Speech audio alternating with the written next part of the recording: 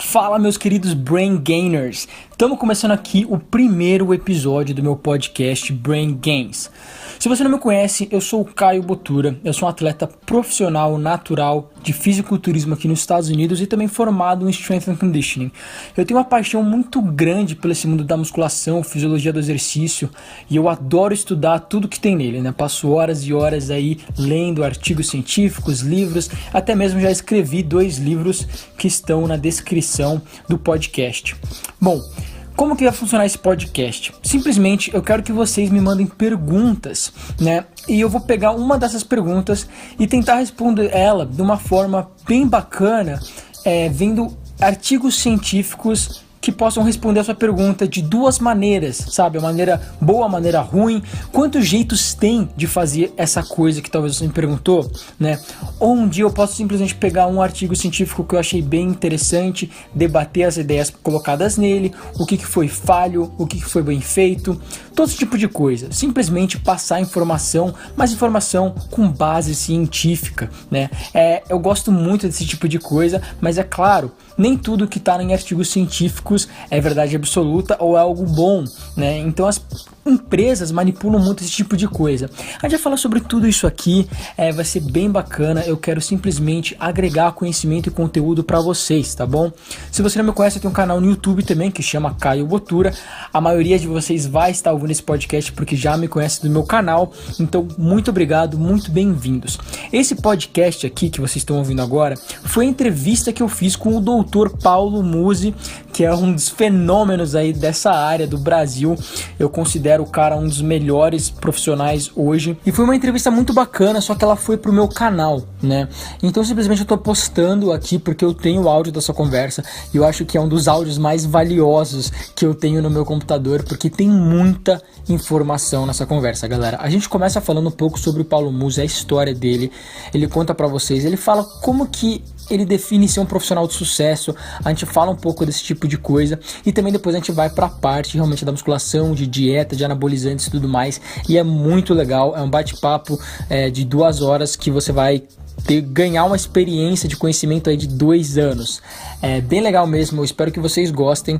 Eu queria pedir para vocês já dar uma avaliação de 5 estrelas no podcast, beleza? Então dá essa avaliação no iTunes lá de 5 estrelas, porque isso ajuda muito o podcast a crescer. E quanto mais gente vê, mais ele cresce e mais eu posso fazer episódios aqui cheio de coisas legais para vocês. Então é mais ou menos isso por enquanto. A gente não tem página no Facebook, a gente não tem nada ainda, simplesmente esse podcast. Mas eu espero muito que vocês gostem. Vou parar de falar que eu já falei muito. Tamo junto e curtam a entrevista. Então, galera, eu tô aqui hoje com o Paulo Musi. Tô um pouco nervoso, cara. Meu coração tá batendo um pouquinho rápido aqui, porque realmente eu tenho uma grande admiração pelo seu trabalho e acredito que todos os meus inscritos também têm uma grande admiração. Você é um cara muito respeitado aí no nosso esporte. Você conquistou várias coisas e todo mundo deve ter você ali como uma inspiração, tanto quanto físico, tanto como intelectual, como uma pessoa muito humilde, né? Eu já queria agradecer você por disponibilizar esse tempo, que eu sei que seu dia é completamente corrido, para dar essa entrevista aqui. Eu vou tentar fazer ela um pouco mais curta, para não tirar muito do seu tempo. Cara, fica tranquilo. Então, Falei. A gente tá quarta-feira, pós-Arnold Classics. Quem tinha que ganhar, ganhou. Quem tem que treinar agora pra semana já tá orientado. Vambora, vamos trocar ideia. Isso é legal. perfeito, perfeito. Legal então, cara. Eu só queria aqui bater um papo. Eu sou um cara que eu falo muito, então eu vou tentar ouvir mais dessa vez para absorver aí todos os conhecimentos seu. Eu sei que nesse mundo a gente tem várias teorias diferentes, vários experts com opiniões diferentes, né, em várias coisas. Então eu quero ouvir um pouco do seu lado, do seu pensamento de algumas coisas. E acho que vai ser bem legal. Então vamos começar aí com você se introduzindo. Acredito que todo mundo já sabe quem você é.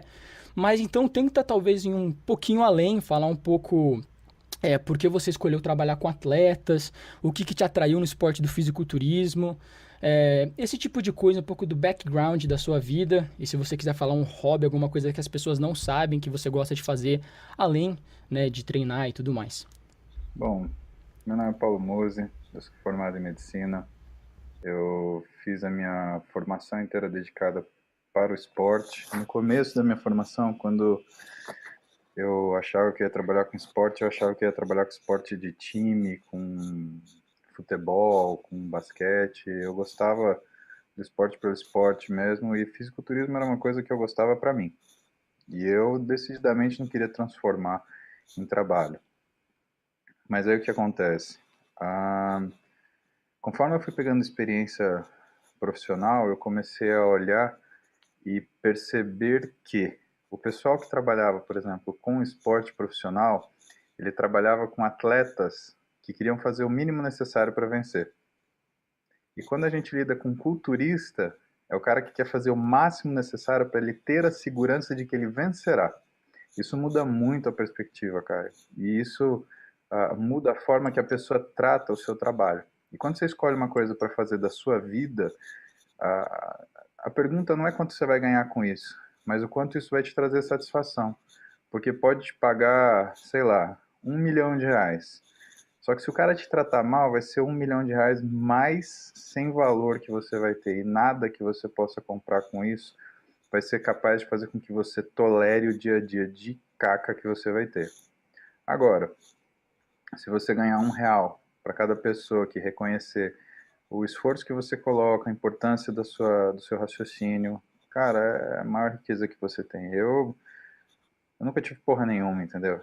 Nunca me faltou nada, né? Eu sou de uma família de classe média, meu pai é professor de física, né? Da física, física teórica, né? Não física do colegial, física de faculdade, então ele tem umas conversas muito malucas.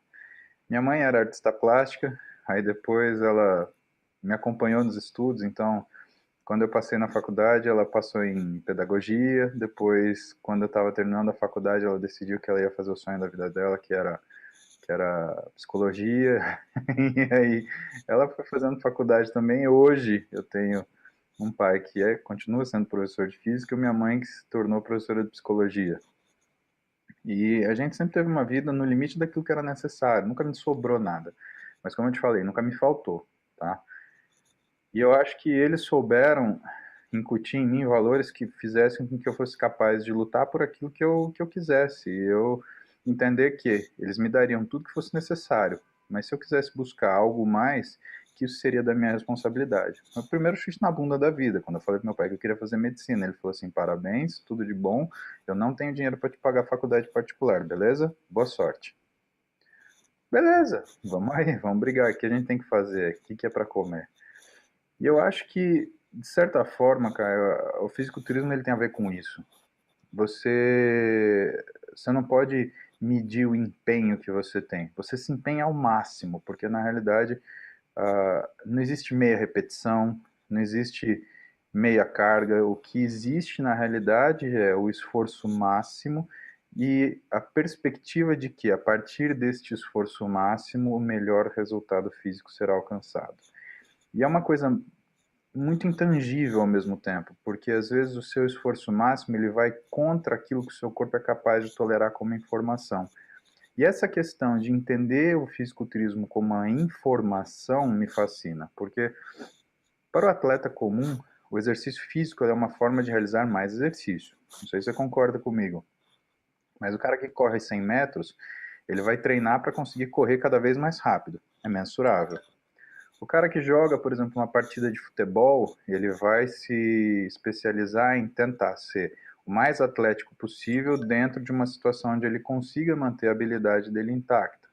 E nessa situação, o que você vai descobrir é que talvez chegue um momento onde a capacidade atlética dele faça com que ele tenha uma não sincronização com o time que ele joga. Se o cara estiver voando muito, o passe vai ser mais curto, o passe vai ser mais longo, ou então ele vai jogar sozinho pelo time, ou então ele não vai conseguir jogar no tempo que o time tem para jogar.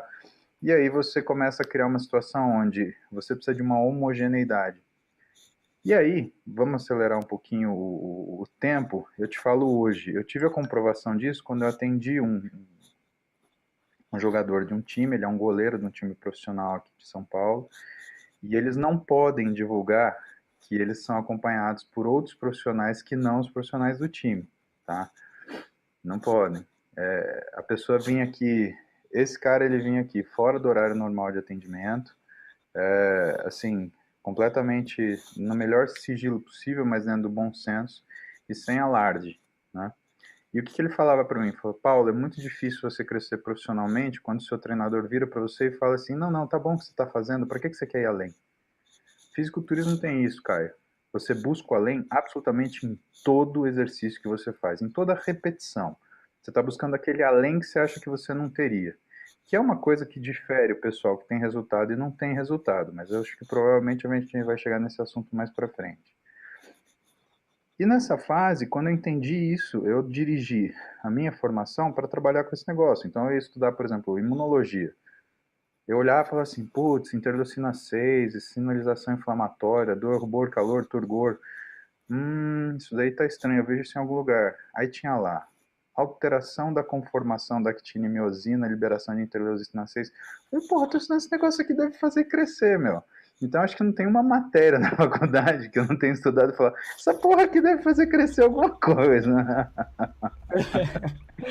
E essa perspectiva me fez estudar com muita paixão. A única coisa que eu estudei que realmente não faz crescer quase nada chama hematologia. Ai, caramba. Cara, só dá pra te falar uma coisa, que o cara anêmico ele não ganha massa. Tirando isso, não tem nada de novidade. Mas Uhum. enfim, e isso foi uma paixão, era uma coisa que me levava a buscar isso, e aí eu fiz a minha formação.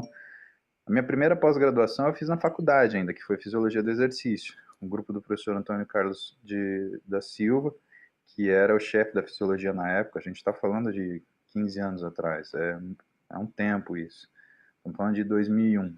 E eu fiz minha iniciação científica com ele, foi o cara que me despertou. Falou, olha, Paulo, se você manjar de fisiologia e manjar de biomecânica, você entende treinamento.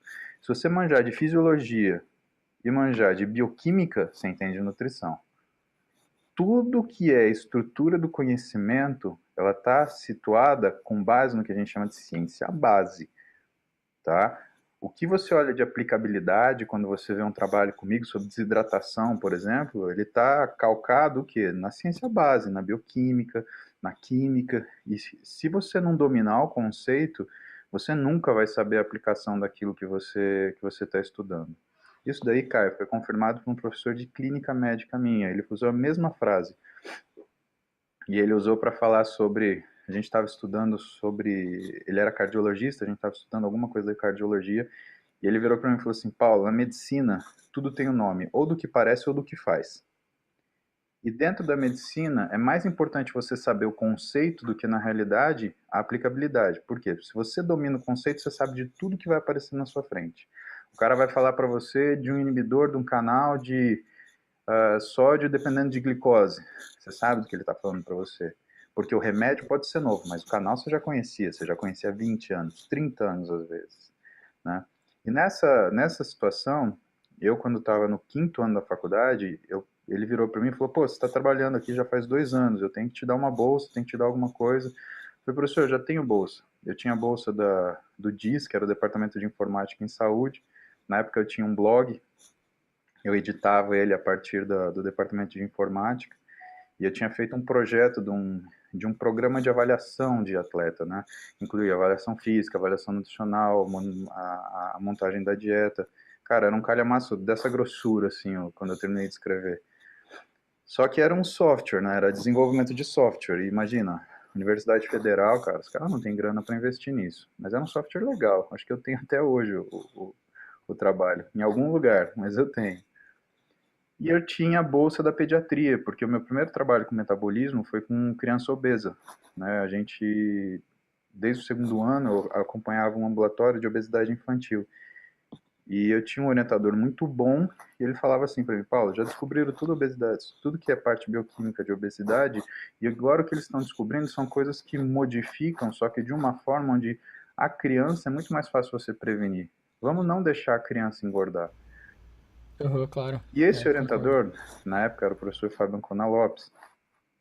Ele era, ele era, ele era, ele era presidente da Sociedade Paulista de Pediatria. Ele era um cara muito sensato e muito centrado. E ele falava, vamos fazer o seguinte, vamos fazer um estudo diferente, vamos estudar o pai e a mãe. E aí o alvo do meu trabalho na época era descobrir o quê?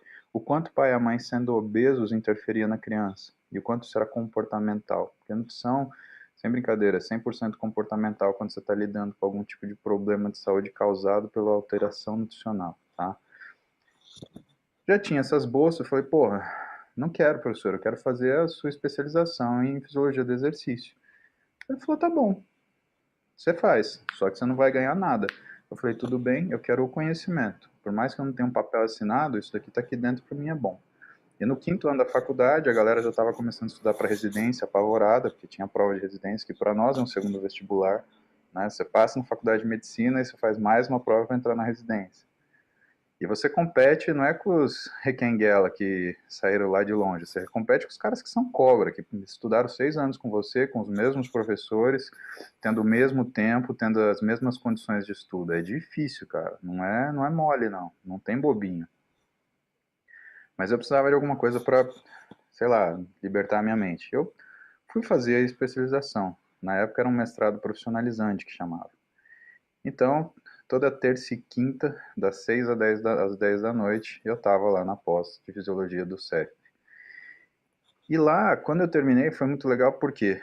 Porque logo depois eu me formei. Eu terminei no sexto ano, aí depois 6 meses eu me formei. Quando eu me formei, o reitor entregou pra gente, para nós todos, o diploma, né? E quando foi a minha vez, ele me chamou.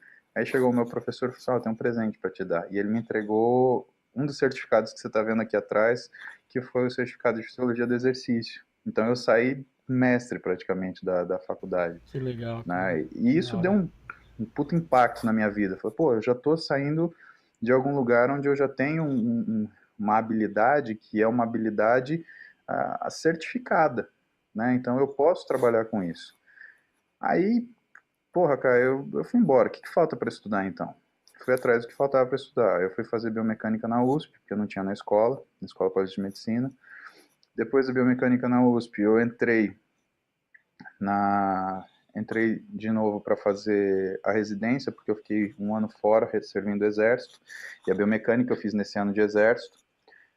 No primeiro ano de residência eu entrei em treinamento esportivo, então eu fazia residência de ortopedia, eu fazia treinamento esportivo, e depois que eu saí da residência eu fiz medicina esportiva e fiz nutrologia esportiva. Então eu fiz minha vida acadêmica para lidar com esporte. E é para lidar com esporte não para ser aquele ortopedista que fala que é médico do esporte, ou então aquele, sei lá, cardiologista que fala que é médico do esporte porque o coração acelera quando, quando o sujeito está fazendo exercício. Eu queria lidar para resolver aquelas perguntas que normalmente o médico ele não está habituado, porque ele não tem o interesse de responder. Doutor, por que eu não ganho massa muscular? Doutor, por que eu não estou conseguindo emagrecer e eu estou treinando? Doutor, por que eu não consigo baixar meu tempo? Por que eu não consigo aumentar minha força? E essa característica do paciente que eu te falei, quando você lida com um sujeito que faz academia, você está lidando com um sujeito que faz aquilo por amor. Isso não é um solilóquio, isso é uma verdade. Como que chama um atleta que faz esporte que não é competidor? É amador, cara. E quando o cara ama o que ele faz, ele dá valor para qualquer um que seja capaz de orientar ele no caminho de conseguir aquilo que ele deseja.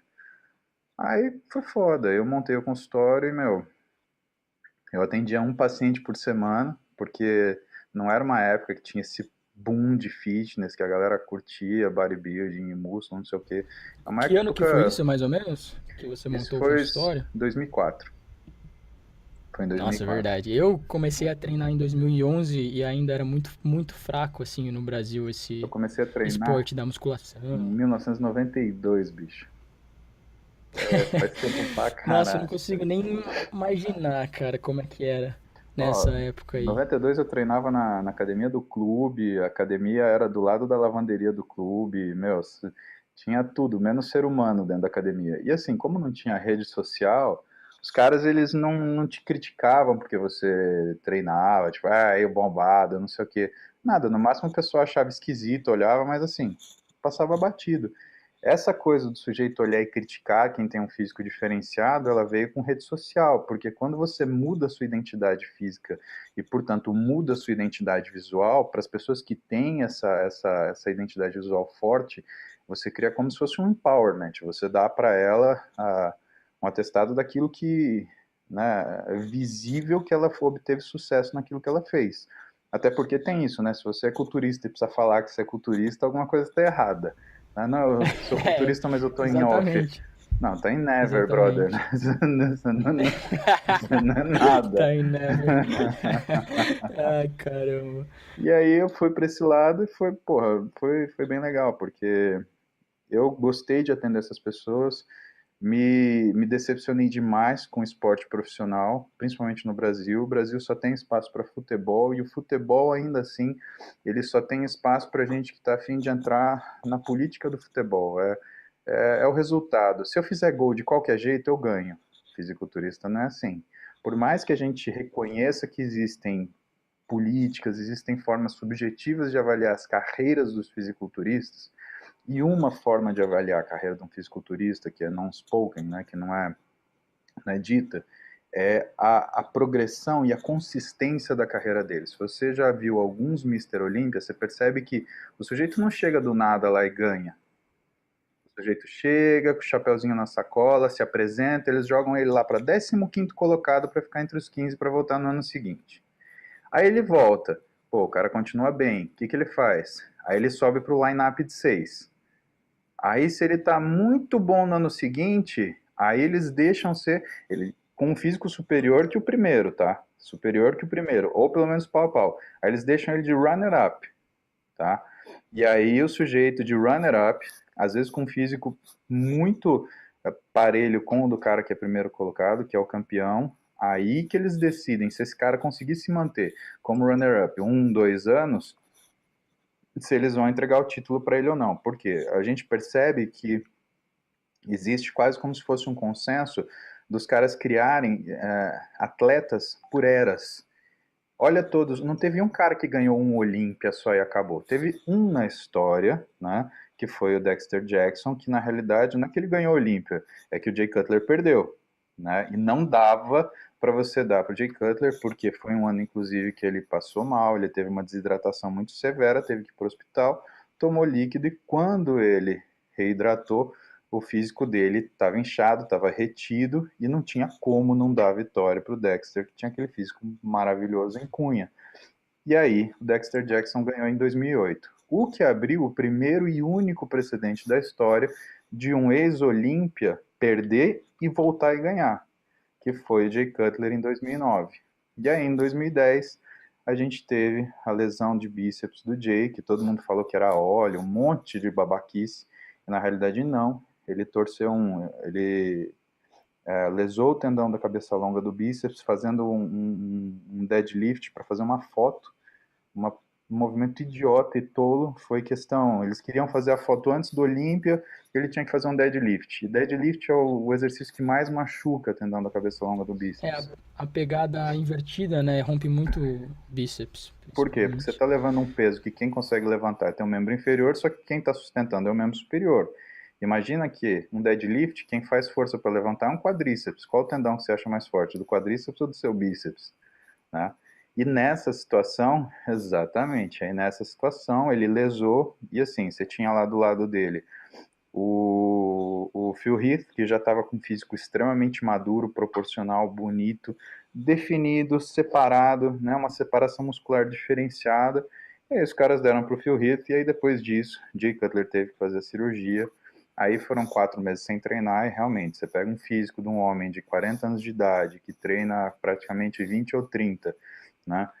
E você submete a uma agressão cirúrgica, é muito complicado fazer com que ele volte na mesma condição. Por isso que o Eduardo Corrêa é meu herói, porque acho que ele é o único culturista que suportou um nível de lesão, um nível de trauma e voltou para competir, tá? Pelo menos da Voltou e categoria voltou dele. bem, né? Voltou batalhando bem ainda. Voltou e voltou para pegar segundo lugar, né? É, Foi é. sensacional Um aquilo. segundo lugar até que ficou bem, assim, polemizado, né? Um pouco injustiçado, algumas pessoas acharam. Mas é o que você falou, né? O cara tem que ser o runner-up Caio, aí e talvez ali. é a consistência do trabalho do sujeito, entendeu? O Eduardo, ele Uhum. tinha muita variação, porque assim, ele sempre foi conhecido como o super sliced. Ele sempre teve uma definição muscular ímpar no line-up do 212. E aí o que que acontecia? Ah, ele sempre apostava nisso e quando ele ganhava assim, visualmente, uma definição que ninguém conseguia bater, ele perdia a competição e o pessoal falava, não, mas é porque queria um cara maior. Aí beleza, ele entrava maior na competição seguinte. Não, mas você tem que entrar mais definido, porque você é conhecido pela definição. É essa política que é difícil. Por isso que a gente tem que valorizar alguns nomes no Brasil. Porque você pega, por exemplo, um Felipe Franco, tudo bem, ele ainda não ganhou no Pro, mas ele ganhou no Amador lá nos Estados Unidos de gringo. Tá? Não é fácil fazer isso. Não é fácil por causa dos tipos dos juízes, não é fácil por causa do tipo de julgamento. Você vê que o próprio Arnold Classic South America, que a gente teve aqui semana passada, ele teve muitos brasileiros participando, né? Só que você vê a tendência clara dos outros juízes da América Latina de terem opiniões diferentes das dos brasileiros. Então não tem também uma homogeneidade na forma de avaliar. É muito difícil quando você se depara com isso. Ser um atleta brasileiro, bicho, é ser um atleta que ele está a todo momento sujeito a ser classificado como grande demais para a categoria ou pequeno demais para a categoria, como no caso de biquíni, por exemplo. Você vê a biquíni no Brasil, ela é magrelinha. Você vai ver as biquíni aí na gringa, porra, as minas estão do tamanho das figure. As figure estão do tamanho das physique. E assim, a gente já não tem mais fisiculturismo feminino, né? A gente tirou justamente porque o que a gente queria era uma mulher com músculo, não um homem com perereca, né? Era outra questão. Que aí cai naquela história do esteroide. Como é que você vai criar uma competição e você vai falar, não, não tem esteroide aqui, que o atleta ainda se sente ofendido quando acusam ele de usar esteroide, só que tá nítido que aquele físico é um físico modificado. Essa que é a hipocrisia que irrita a gente, principalmente a gente da parte profissional, né? A gente tem antidoping, tem os processos de avaliação, principalmente no amador. O profissional não tem, mas esporte profissional, por exemplo, basquete profissional não tem, futebol americano profissional não tem. Então não é só o fisiculturismo, mas o fisiculturismo amador tem, Uhum. né? Entendi. Nossa, o que a gente estava Legal, falando cara. que eu estava te contando, que foi antes de acabar nisso daí?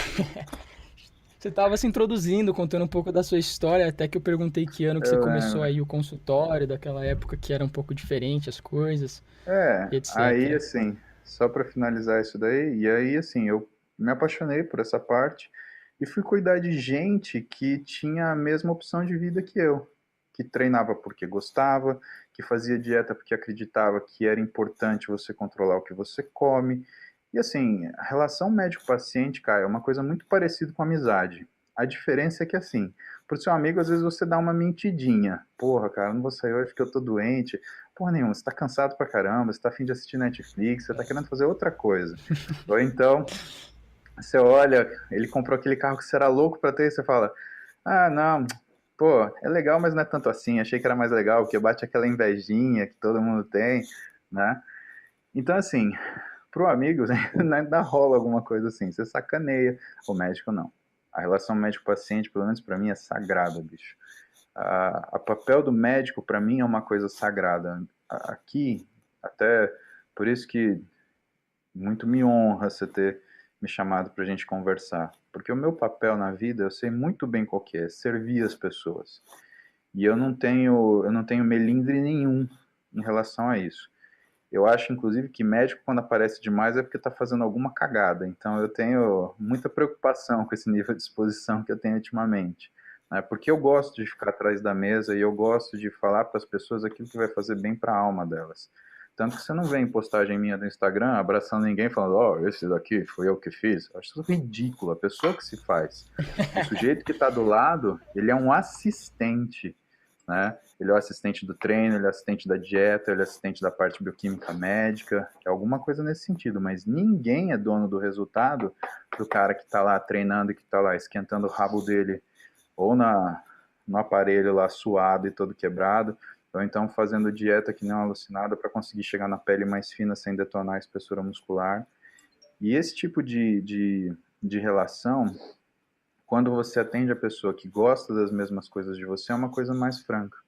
Pode ver que quando você se coloca como um sujeito que conhece daquilo que você faz, a pessoa mais nova que você, a pessoa que você tem ascendência sobre, ela confia em você gratuitamente. E a sua imagem participa da credibilidade que você passa. Ter isso como médico é muito bom. Principalmente quando você é recém-formado, o que que acontece? A pessoa olha para você e automaticamente ela fala, putz, esse cara é recém-formado, ele não sabe merda nenhuma. E na verdade, não é assim, a gente sai da faculdade com uma carga de conhecimento brutal, né? A única coisa é que a nossa experiência é pouca, né? Agora, em termos de conhecimento, você sai muito, né? Você teve que estudar para uma prova de residência. A prova de residência é assim, cai o quê? Cai tudo.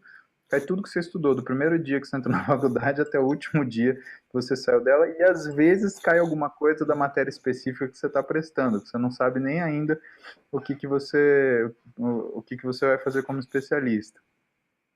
E esse tipo de coisa, assim, eu entendo por que que hoje você tem tantas pessoas que são coaches, tantas pessoas que, mesmo de forma não regulamentar, elas tentam ajudar as pessoas a atingirem seus objetivos físicos, tá? Porque é uma coisa apaixonante. Então, assim, eu vejo, por exemplo, a galera que é blogueiro, que é vlogger, alguma coisa assim, e normalmente os profissionais eles têm uma forma muito ruim de se comportar perante essas pessoas, né? Aquela forma daquela inveja, assim, esse sujeito não pode falar isso, esse sujeito não pode falar aquilo. Meu irmão, se não é blogueiro, formador de opinião, que sabe falar e sabe se comunicar, falar que existe aquilo, ninguém vai te procurar profissionalmente, porque você faz isso, você fala do seu trabalho, alguém entende alguma coisa disso? Então, sabe, a era que a gente vive, essa relação com informação, ela é uma coisa muito tênue e, assim, é saudável que as pessoas elas se comuniquem. Você só vai se sentir ofendido se você, como profissional, não tiver o conhecimento que você está vendo que aquela outra pessoa tem. É claro que você não precisa saber de tudo, né? Mas você tem que ter noção do que acontece. Uma coisa que eu ia até te perguntar quando você acabou falando isso, que só para eu saber a sua opinião, que assim, como você estava falando, você é um cara que estudou muito, que se dedicou muito, né, para ter todo esse conhecimento que você tem hoje, né? Ele não cai nada do céu, assim, você tem que ir atrás, com Não, certeza. Então, às vezes, o que eu sinto, posso estar completamente errado. Eu quero que só que você me dê a sua opinião. As pessoas que falam mal, talvez, de um blogueiro ou de um vlogger, etc., pode ser que ela sinta que ela se dedicou tanto, ela sofreu tanto para chegar onde ela tá, para ter aquele conhecimento que talvez demorou 10 anos para ela ter, que ela prefere talvez guardar um pouco daquele conhecimento para ela e não dar de graça, vamos dizer assim. O que o vlogger, né, tudo bem, não é um conhecimento ao mesmo nível, mas ele dá um conhecimento praticamente de graça que ele tenta dar pra galera Caio, e a galera isso é vai moralmente atrás. errado, cara. Isso é moralmente errado. Conhecimento não se cobra, Uhum. conhecimento se transmite. Quando um paciente senta na minha frente para ser cuidado, você sabe qual é a minha mercadoria? O que que eu estou comercializando com ele? Eu te dou 3 chances para você acertar. Pode me falar. Tá, então você já tirou o Já conhecimento da tirei. mesa. O que que você comercializa? O que que eu vendo para o É, meu paciente? Como médico, o que que eu vendo para o meu paciente? tá. Você vende simplesmente um relacionamento onde você vai direcionar o cara pro lugar certo. Você Ficou bem arranhou, vago você isso. arranhou, mas você tem mais 2 chances. Me dá um nome para isso. Você arranhou, e eu vou te explicar isso daí. Isso é uma das aulas de pós-graduação que eu dou pra galera. Legal. É, eu não acredito que seria consultoria não seria o nome correto, Uhum. provavelmente, né? Já. Sim, não, mais ou menos. Arranhei de novo. Tá no relacionamento, tá mais perto do relacionamento. Tá. Cara, deixa eu pensar em Desisto? outras palavras. Vai, eu desisto. Vamos lá. Tá bom. Manda aí. O que um médico ou que um profissional da saúde ele comercializa é confiança. Isso é o trabalho de um estudioso matemático chamado Kenneth Arrow. Isso é 1963 que a gente está falando. Arrow era um matemático e ele estudava sobre a precificação das coisas. Como é que você põe o preço, por exemplo, numa consulta médica? O que que você vende? Você vende a confiança, porque o paciente, quando senta na sua frente, ele coloca a vida dele, aquilo que ele preza, que ele reconhece como saúde, na sua mão. Então é isso que tem valor. Conhecimento não tem valor. Nosso papel é difundir conhecimento. Cara, se a pessoa não sabe que se tiver uma dor de cabeça, pode ser alguma coisa entre uma cefaleia por uma IVAS, por um resfriado, ou pode ser um aneurisma, você acha que ele vai no médico? Não vai. É tudo um resfriado. Para quem só tem martelo, tudo é prego, meu irmão. Então, é parte nossa difundir conhecimento. E mais que isso, o profissional, pelo menos para mim, ele tem a obrigação de difundir conhecimento da forma ética adequada. Eu não gosto dessa palavra ética, porque aqui no Brasil hoje a palavra ética ela tem sido confundida com estética. Então, o que é ética aqui no Brasil que as pessoas estão praticando? É uma ética extremamente canalha, que é você fazer a coisa bonitinha para você ser politicamente correto. Ético não é isso. Ético quando você sabe que a sua moral está perfeita. Tem muita coisa de ética correta, mas de moral reprovável. O profissional, quando ele se expõe, ele ensina a forma que você deve se expor. E dessa forma, você consegue meio que padronizar ou criar uma linha de comportamento que se alinhe com aquilo que se espera de alguém que vai falar de um assunto. Mas é óbvio, cara, que a sociedade não tem obrigação nenhuma de seguir isso. Você tem gente que rouba, que mata. Porra, você tem gente que engana as pessoas como forma de ganhar a vida. Então não adianta você querer que as pessoas vão se portar de uma forma padronizada, porque isso não existe em nenhuma seara da sociedade. Isso é irreal, isso é utópico. Na nossa área também não. Então vai ter gente que vai falar muito bem e tem gente que vai falar um monte de asneira, né? Agora, você tem duas formas de você se portar quanto a isso. Você vai e fala aquilo que é verdade, justifica, né? Eu gosto de justificar cientificamente aquilo que tem comprovação, gosto de falar da minha experiência, que é alguma coisa que para mim é cara, para mim é o meu tesouro, é a minha riqueza, né? E você tem gente que vai falar de orelhada, né? Mas eu não sou polícia de ninguém, eu não falo a abobrinha de ninguém, não julgo as pessoas, até porque quando eu começar a fazer isso, eu vou dar o direito às pessoas fazerem a mesma coisa comigo.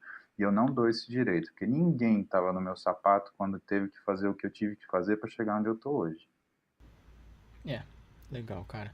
Oh, legal, legal, Paulo. É muito legal esse esporte, até mesmo você tava falando aqui, e eu também sinto que, assim, quanto mais eu aprendo aqui nesse ramo, mais eu vejo que eu preciso aprender mais, Ah, né? tamo junto. E isso é um negócio que me fascina muito, sabe? Porque você vê muita gente que acha que sabe tudo, até mesmo, cara, quando eu comecei a treinar ali, eu tive um desenvolvimento legal logo a princípio, então se aquilo que eu tava fazendo tava funcionando, aquilo era verdade absoluta, acabou e eu sabia de tudo, né? Uhum. Naquela mente de moleque.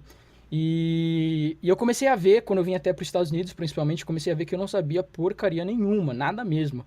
E aí eu comecei a correr atrás de aprender, e cada vez eu lia uma coisa aqui, ali, lia um livro novo, e começava a debater ideias e ver o que era válido, o que não era, e eu acho muito legal. Uhum. Eu sei que eu ainda tenho muito para aprender, várias pessoas até na internet falam, nossa, o Caio sabe muito, e eu falo, meu, eu, eu não sei nada do que eu vou saber daqui a 10 anos e muito menos do que há 20 anos e eu tenho certeza que muita coisa vai mudar ainda nesse esporte, no que a gente acredita hoje.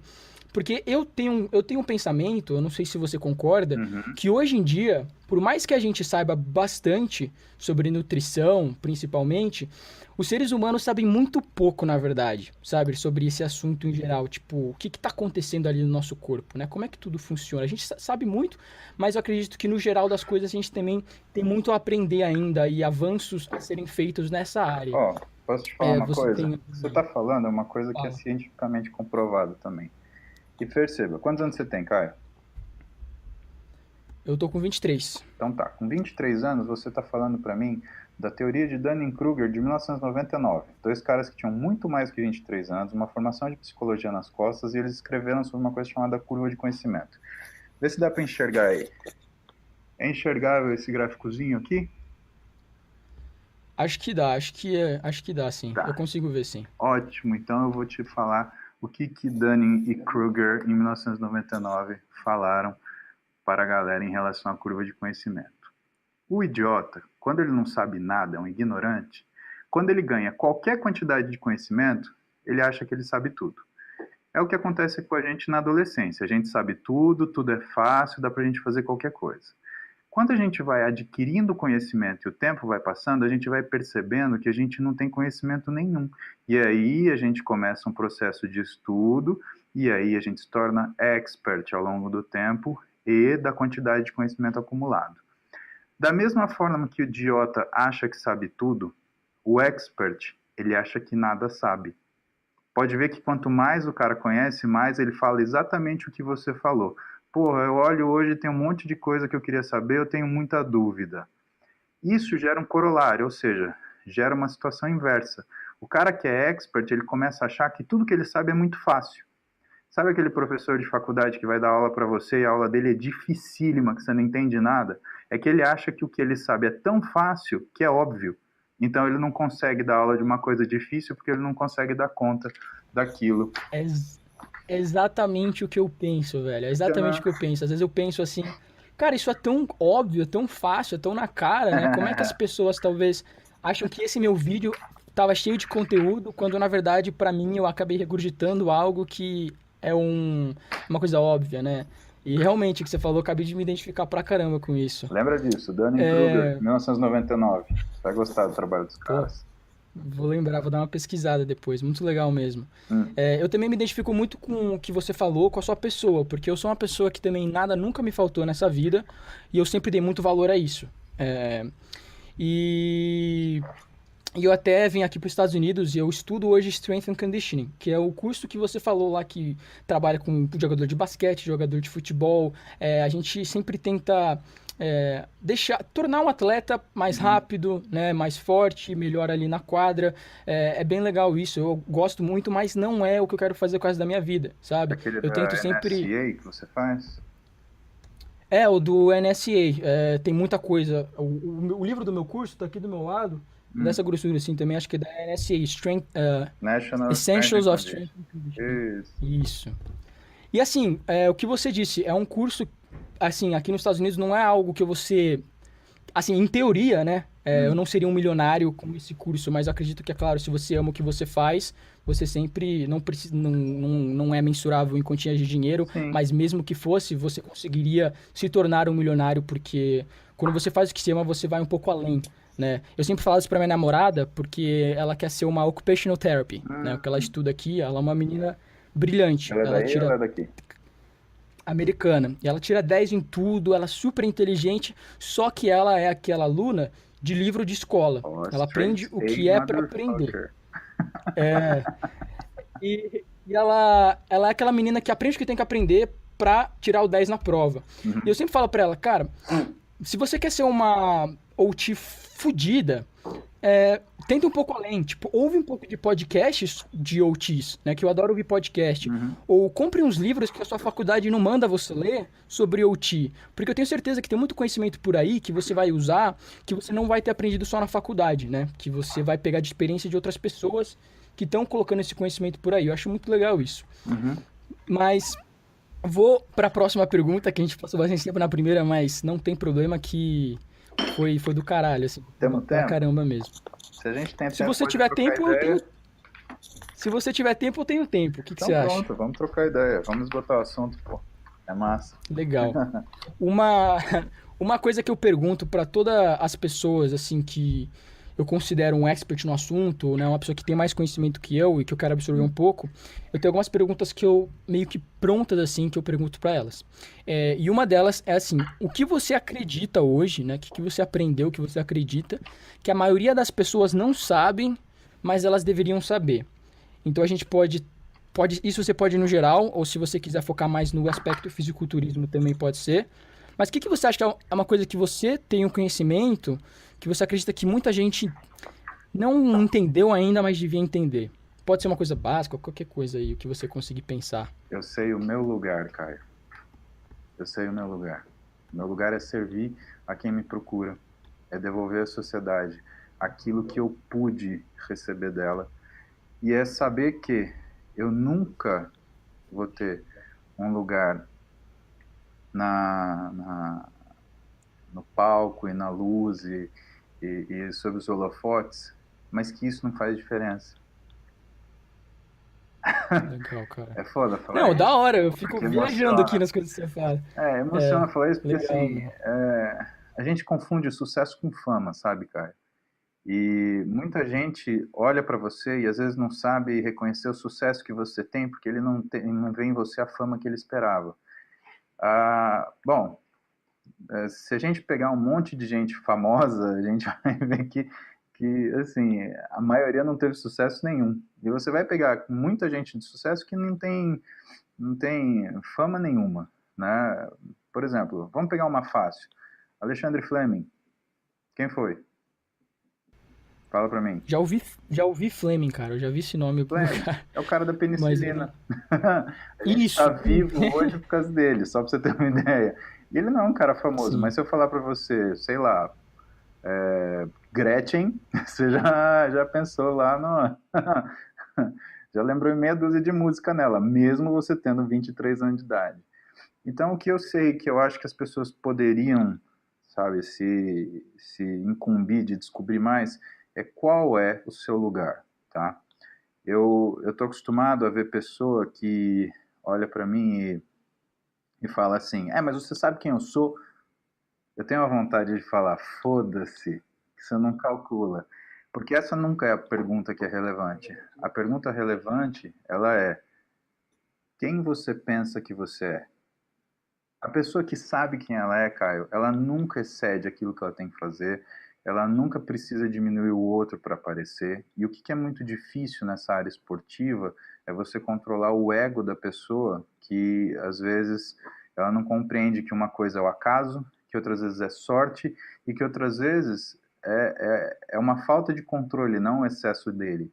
Porque o corpo humano, você pode fazer milhares, ou você pode controlar, dezenas de variáveis, mas a gente está exposto a milhares. E, assim, de ser muito sincero, eu acho impossível você controlar todas ao mesmo tempo, o tempo todo. Tá? Então, a arte daquilo que a gente faz é saber criar um caminho que seja, primeiro, factível de ser trilhado. Segundo, que leve a uma condição física, no caso do bodybuilding, que ela seja manutenível. E terceiro, que isso traga para a pessoa a satisfação que ela espera. Claro que, quando você lida com um cara como eu, que sou um pai de família, por mais que eu já tenha disputado campeonato, né? Hoje eu sou um pai de família, eu sou um médico, eu sou um profissional, eu cuido de pessoas, eu fico atrás do holofote para a pessoa brilhar. Eu fico muito feliz com isso, é a minha vocação divina de fazer. Eu preciso de um físico que eu possa ter para servir a minha vida. Se eu tiver que ter uma vida para servir um físico, para mim já não funciona. Eu não abro mão de ter as minhas filhas, eu não abro mão de ter a minha vida com a minha mulher, eu não abro mão de pegar as minhas filhas no meio de uma dieta e levá-las para tomar um sorvete no sábado à tarde quando eu posso, porque eu trabalho muito, tá? Só para você ter uma ideia, 2 anos atrás, de 55 finais de semana do ano, 47 eu dei aula fora. Caramba, Como fica a cara. minha família? Ano passado foram Uhum. 37. Esse ano eu estou tentando deixar em 27. Eu estou tentando tirar 10 por ano, tá? Porque, sabe, de repente eu chego em casa e minha filha tá grande, meu. Outro dia eu tava saindo do banho e, meu, tinha uma morena pelada no meu quarto. Eu falei, que porra é essa? Eu dei um berro, um susto, cara. Tinha uma morena pelada no meu quarto. Era minha filha, que tá com 13 anos, que tava pegando as roupas da mãe dela. Eu achei que tinha entrado uma estranha na minha casa, tava roubando as roupas da minha mulher, tava alguma coisa maluca. Eu dei um berro, falei, ô, sua criança orelhuda, vai voltar pro seu quarto, o que você tá fazendo aqui, caramba? Fiquei Aham. desconcertado.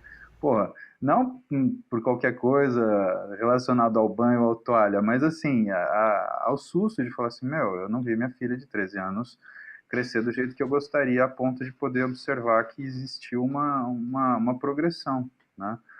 Mas como eu estava falando para você, ah, essa relação de você saber quem você é e você ter essa satisfação é uma coisa que vai te deixar feliz o tempo inteiro. Pode ver que gente feliz e realizada não enche o saco de ninguém, Caio.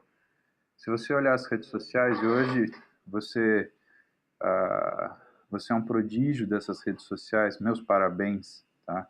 É admirável isso e eu fico feliz. Eu quero que você continue fazendo o que você faz com muita responsabilidade e muita habilidade. E a gente precisa de gente que saiba fazer isso de um jeito decente, como você, tá? Pô, obrigado, cara. Isso Te dei uma responsa ganhei agora, meu, hein, filha da meu puta? ano inteiro. É, cara. Você tá maluco. Te dei uma responsa agora. Mas assim, você consegue ver que nesse meio de rede social você tem muito hater que vai lá e fala uma abobrinha pra você e que escreve uma coisa idiota. Mas, Caio, a primeira vez que eu tive contato com rede social, isso me deixava possesso. Como que esse cara tá fazendo isso? Que babaca! Quem ele sabe? O que que ele sabe de mim para fazer essa crítica? Como ele se acha, no direito de me julgar? O tempo passava, aí meu discurso mudou. Meu discurso foi assim: pô, ele só tá fazendo isso porque ele está protegido pela distância digital ou a proximidade digital que o meio oferece. Então ele pode estar aqui falando essa besteira, mas como fisicamente ele não está, ele se aproveita disso como ponte e faz a agressão dele. Hoje, cara, você quer fazer um exercício que vai te deixar mal? Você entra na vida do cara, pega e abre, sei lá, o Instagram daquele cara que escreveu uma besteira. Você olha a cara dele, você olha a vida dele, aí faz o exercício de você ser aquele cara. Você acha que você precisa falar alguma coisa que está fadado a ser a porcaria que ele é? A pior coisa que você possa falar para ele não vai chegar da merda que é viver a vida que ele vive. Então hoje é a questão de você dar pena das pessoas, de você olhar, né? E você perceber que tem gente assim. Só que aí tem uma frase que eu gosto e que eu aprendi, minha família é espírita kardecista. Eu não tenho uma religião definida, mas eu sou um cara de fé, eu sou um cara religioso. E tinha uma frase assim: cada um só dá o que tem. E essa raiva, esse ódio, não é uma coisa que eu tenho para dar. Às vezes que eu fiz e que eu respondi dessa forma me fez mais mal que se eu tivesse ficado calado. O que que eu faço? Eu dou atenção, eu tento conversar, eu vejo até onde a pessoa pode compreender, porque às vezes a pessoa também está virada num looping tão do mal, cara, tão ignorante, tão mesquinho, que ela não consegue entender o que você está fazendo com ela, entendeu? Ah, mas assim, tirando essas coisas de lado, eu acho que quando você consegue achar o seu caminho, achar sua vocação, saber o que você vai fazer, você não tem tempo para fazer mais nada, você não tem tempo de encher o saco de ninguém, e tudo que você fala é proveitoso. Por quê? Porque você quer ver a pessoa do seu lado feliz como você. Não porque você é tolo, mas porque você sabe o valor que tem para você ser feliz, o valor que tem para você gostar do que você faz, se sentir realizado. E mais, você sabe que no final das contas é bem isso mesmo. Gente feliz, cara, gente realizada, não enche o saco de ninguém, não peida no elevador, não bate a porta da sua casa, não faz cocô na calçada e sabe falar bom dia, por favor e muito obrigado. Que são coisas fundamentais no dia a dia. Como o Chorão dizia, né? O homem quando está em paz não quer guerra com ninguém. Exatamente, perfeita a frase dele. Cara, Paulo, só um minutinho, porque tava gravando em um formato que eu não sei se vai estar pegando a sua imagem, porque tava gravando no formato que quando você fala, filma só você, quando eu falo, filma só eu. Tá bom. Só que pelo áudio não tá funcionando, eu não sei como é que isso acabou ficando. De qualquer forma, não se preocupa, o áudio tá sendo salvo. Eu vou só parar a gravação do Skype agora e começar uma nova, aonde fica meio a meio, Beleza. beleza? A gente continua a conversa rapidão. Muita tecnologia para mim. Eu tive que comprar esse negócio aqui, eu só usei ele uma vez, mas eu espero que tudo tenha dado certo. Só um minuto, desculpa aí todos Relaxa, esses mano. transtornos, mas eu tô curtindo pra caramba, velho, a conversa aqui. Você tá onde, cara? Eu estou em Ohio, nos Estados Unidos, Porra, eu já fui tanto pra ir pros Arnold, como é que eu não te conheci, cara? pro Arnold, né? Olha só, ficou filmando só a minha cara, você acredita nisso? Mas não se preocupa, eu vou dar um jeito nessa parada. Relaxa, É, só faz bastante careta pra ficar divertido. eu acho que eu vou até colocar uma imagem sua mesmo aí, bonitinho, pegar na internet quando você falar, só fica o áudio mesmo. Mas eu vou começar a filmar uma nova agora. Calma aí. Deixa eu ver. Tá aí, comecei uma nova. Beleza. Já tá calor aí? Então, já começou a fazer calor. Agora abriu. Mas o raio é assim, né, cara? Então um dia tá -10, outro dia tá 20. Mas É mesmo ao absurdo. longo do ano, depois do inverno? Não, no verão fica calor sempre, assim. Só que, tipo, no inverno tem dia que tá 10, tem dia que tá -15. A variação é muito grande, que isso no Brasil não acontece, né? No Arnold, quando a gente ia para aí, era mais ou menos assim. A gente tinha uma variação Uhum. térmica boa acho que foi o primeiro lugar que a minha mulher viu neve, né? Antes ela não conhecia e ela ficou impressionada, assim. Então eu tenho umas memórias muito boas de Ohio, cara. Animal. Legal. Cara, é muito. É legal. A neve eu gosto também, só que depois de 5 dias eu não gosto mais. Eu sou brasileiro, cara, é complicado. Mas então, vou começar. Voltar aqui no papo que a gente estava tendo. Galera, desculpa. Agora está gravando normal, vocês estão vendo o Paulo falando aí. Eu acabei. Quando você mostrou o gráfico, relaxa que eu desenho ele na tela, tudo mais, que eu lembro como é que ele Beleza. era. E. Então é o seguinte, a gente estava lá conversando. Você falou bastante coisa que eu concordo muito e que eu falo muito no meu canal. Uhum. Principalmente nessa questão de viver e aproveitar a vida, né? Em muitos casos aí. Porque eu vejo muitos atletas, muitas pessoas no meio fitness, não atletas, né? Que tem muito problema de body image Uhum. mesmo, sabe? Que tem disfunção alimentar, mas sabe como é que é? Uhum. Na mídia social é a vida perfeita, o cara tá sempre feliz, ele sempre come bem, mantém a dieta tranquilamente e vai que vai. Então, eu competi pela minha primeira vez aqui em Ohio, nos Estados Unidos, fazendo a Uhum. dieta tradicional de, assim, 8 vezes no dia, cada 3 horas, com horário e tudo mais. Fui bem na Uhum. competição, né? Consegui chegar no físico que eu nunca tinha alcançado antes, só que depois dessa competição, cara, eu falei assim, ou eu paro com essa vida, tipo, não vou, não aguento mais, isso foi muito estressante pra mim, eu perdi amigos porque eu virei uma pessoa chata, sabe? E então ou eu mudo de estratégia ou eu largo essa vida. Mas como eu amava aquele esporte, eu decidi achar uma estratégia que iria se encaixar na minha vida um pouco melhor. E eu não busco ser o melhor atleta do mundo, né? Eu não busco ser o Mr. Olímpia, isso tá na minha mente, assim, eu sei disso, mas eu quero ser a melhor versão de mim mesmo, mantendo aí o que eu consigo fazer e, ao mesmo tempo, aproveitando a minha vida, aproveitando a minha família, aproveitando a minha namorada, sabe? Sendo o melhor namorado que eu posso ser, sendo o melhor filho que eu posso ser, sendo o melhor estudante que eu posso ser, e ao mesmo tempo levando esse hobby, né, do fisiculturismo e se superando a cada dia. Então aí que eu achei a dieta flexível, que muita gente ainda não entende ela muito bem, fala muito Uhum. mal, e assim, eu acredito que, cara, talvez para um atleta de super alta performance, que as pessoas elas ainda pensam que dieta flexível no Brasil tem a conotação ruim de que a pessoa tem que comer a pizza todo dia. Uhum. Ela tem que encaixar aquela porcaria. Quando na verdade é simplesmente você ter uma meta de macronutrientes, você tem a meta de fibras, que é muito importante, que vai Uhum.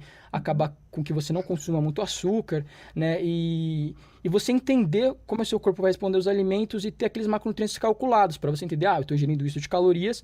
Se você quiser bater esses macros com batata doce, frango e brócolis apenas, vá em frente. Tudo mais, e claro, você precisa de uma variedade na dieta, né? Ter os micronutrientes, as fibras e tudo mais. Não quer só ficar naquela mesmice de alimentos e tudo mais. Mas o que eu tento passar no meu canal é simplesmente assim: a melhor dieta é aquela que você vai levar pro resto da sua vida. Né? Se Uhum. você pegar a melhor dieta do mundo e você conseguir fazer ela por uma semana só e depois você vai ter que ir no rodízio de pizza comer até estourar e depois se sentir um bosta por aquilo, não é a melhor dieta, correto? Faz Não é a sentido. ideal, né?